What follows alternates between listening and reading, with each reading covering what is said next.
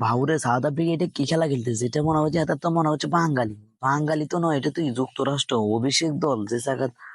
South Africa বা ওই US এর মতন দলের হেতারা যে ফিরে ফিরতে আছে ভাই। প্রথম 5 ওভারে এত 60 রান।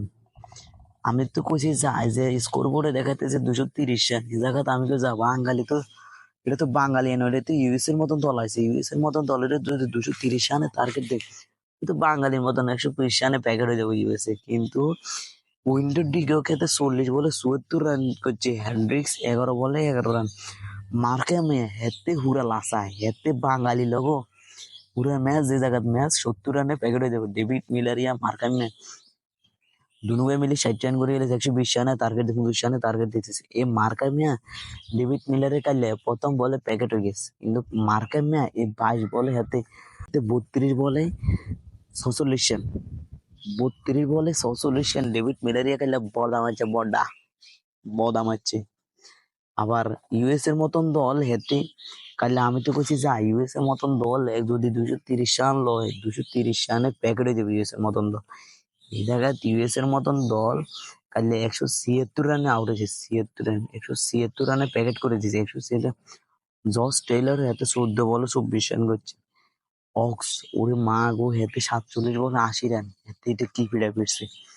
আমি তো কইছি যা সাউথ আফ্রিকার যে প্যাকেট করে বাইরে তাড়াই দেবো। ওই যে সাউথ আফ্রিকার যে আবাদা যে বোলিং, দেখো যে বোলিং দেখাইছে, এই বোলিং এ কাম করে দিচ্ছে। তারা কতটা বল খাইলেছে। ইউএস এর মতন দল যদি বল না খাইতো তাইলে ম্যাচ জিতার আশা ছিল। হয়তো 18 রানে ম্যাচ হারিয়ে গেছে, যে জায়গাতে আমরা মানে অবিশ্বাস্য বলছি যে 120 রান লইতে ইউএস এর মতন দল কষ্ট হয়ে যাবে। এই জায়গাতে তারা 176 রান লইছে। তাহলে মনে করলে দেন এই অভিষেক দলে গিয়ে এই টোকায় টাকা ইন্ডিয়া ইংল্যান্ড এই বিভিন্ন রাষ্ট্রেতে মানে প্লেয়ার এবং তারা বাছাই করে লই আছে। তারা কি এনে এনে আনছে, তারা ব্যাটিং আনছে বোলিং আনছে ফিল্ডিং আনছে, কিন্তু আঙ্গ বাঙালির ফিল্ডিংও নাই। ফিল্ডিং যা আছে বোলিং যা আছে, কিন্তু ব্যাটিং নাই। এর ইউএস এর মতন দল ব্যাটিং দেয় 194 রান টার্গেট দিছে এই সাউথ আফ্রিকায়। এই জায়গা মনে করলেন যে বাবুরে ইউএস এর মতন দল 176 রান লইলেছে, আর আমাদের বাঙালি অধিনায়ক বলবে যে আমরা 170 রান লইলে ম্যাচ জিতে যাবে। ইউএস এর মতন দল যদি অভিষেক দল গিয়ে সাউথ আফ্রিকার লগে 176 রান পর্যন্ত লই যায়, আর আমরা বাঙালি আমরা পুরানো প্লেয়ার, আমরা তো জানি যে সাউথ আফ্রিকার বোলিং কে কেরকম। আবার ওই এই টি-20 রাজা যেটা মনে করলেন দেন অবিশ্বাস্য জিতে গেছে ওয়েস্ট ইন্ডিজে 180 রানে টার্গেট দিছে। এই ইংল্যান্ড ওয়েস্ট ইন্ডিজে এরকম মানে ফিরে ফিরছে, যে ফিরে মনে করে কুত্তের মতন ফিরছে। পলটটা পলারটা এতে পসল্ট 47 বলে 87 রান করছে। ওই এতে বকিং বকিং 13 বলে 23 রান করছে। এরপরে জস চার্লস হাতে 34 বলে 38 রান করছে, কিন্তু 32 বলে 36 রান করছে পুরান। নিকোলাস পুরান কালকে ভালো যায় নাই কালকে। পাওয়েল হাতে 17 বলে 34 রান করছে, এত ভালো করছে। রাদারফোর্ড 15 বলে 28 রান করছে। রাদারফোর্ড এরপরে ইংল্যান্ডে এই জায়গায় গিয়ে কি ফিরে গেছে ইংল্যান্ডে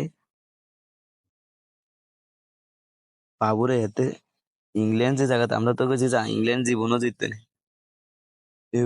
ফসল্ট এতে 47 বলে 87 রান মারে দিচ্ছে। জর্জ বাটলার 22 বলে 29 রান করিয়ে দিয়েছে। এই দুগে তো রান করিয়ে দিয়েছে। এরপরে মোহাম্মদ আলী 10 বলে 13 রান করছে। এই ব্যারিস্টোর বাবুরে এইগে হিটুন ইয়ে আইপিএল এ যেরকম ফিরে ফিরছে এইগে অনাবার দলও হিকে ফিরে ব্যারিস্টোর 26 বলে 48। 2 রানের লাই খুব আফসোস। 2টা রান হলে হেতে কিন্তু ম্যাচ জিতে যেত, কিন্তু 2টা রান হলে পুরোটা ম্যাচ জিততে পারে নাই। কিন্তু যেসব খেলা হইতেছে এখন মানে 160-70 রান। আবার আগামীকাল আমাদের বাংলাদেশ খেলা, বাংলাদেশ বনাম অস্ট্রেলিয়া। আবার আরেকটা নিউজ শুনছে যে আমাদের ওয়ার্নার, অস্ট্রেলিয়ার অধিনায়ক ওয়ার্নার, সে বলে বিদায় নিবে।